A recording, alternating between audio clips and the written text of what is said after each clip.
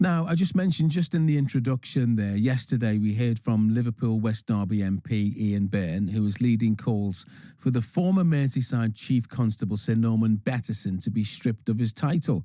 It followed Wednesday's publication of a report by the police watchdog into the role of police during and after the Hillsborough disaster in 1989, and cited the most gross misconduct of 12 police officers, including Sir Norman, who was employed by South Yorkshire Police at the time.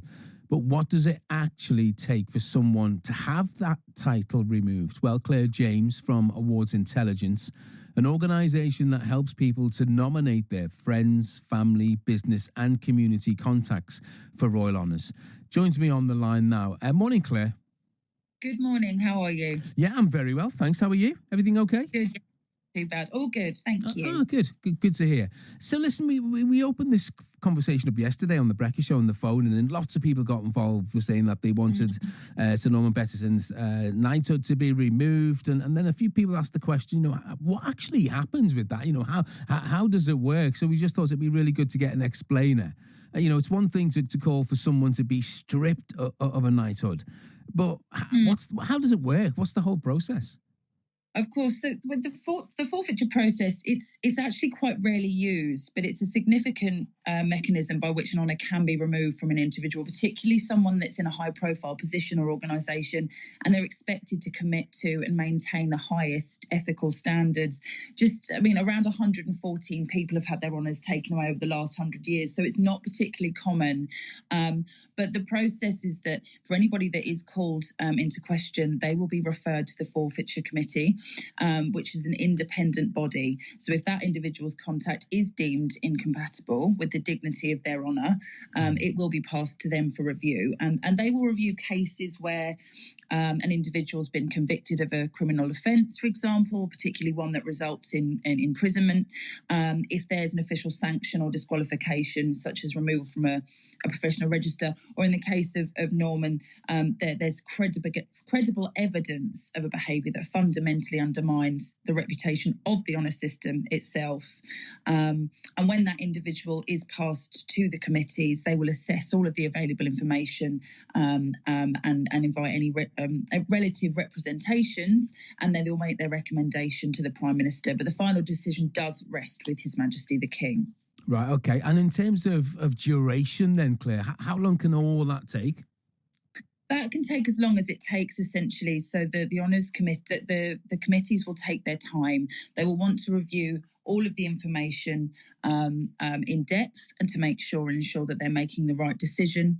That will take them as long as it takes them. Obviously, then it will need to go over to the Prime Minister, and who will do the same thing. He will review all of that information that's been collated before the King signs it off, and their final decision is made and announced. If someone has been known as a Sir, for example, in the past, would they be allowed to hold on to that, or almost previously known as? How does that work? Does the knighthood go? Does the Sir go? How does it work? The titles will be removed, and the honour will in itself will be removed as well, and they won't be eligible to continue to use that title after that point. Right, okay.